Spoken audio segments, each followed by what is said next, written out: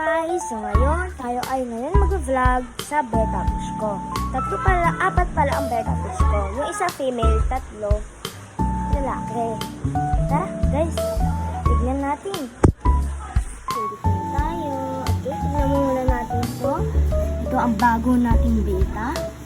Ano ito? Ano ulit? Half moon betta. Yan. Tapos meron pa tayo ditong J-tail.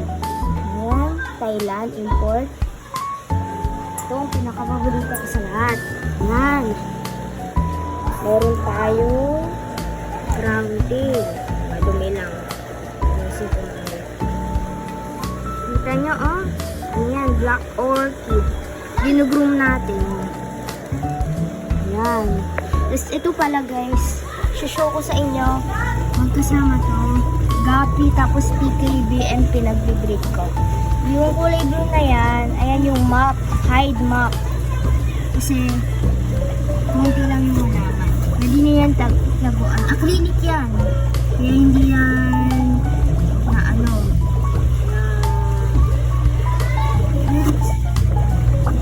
di toxic.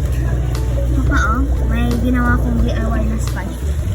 Ayun lang guys, bye-bye!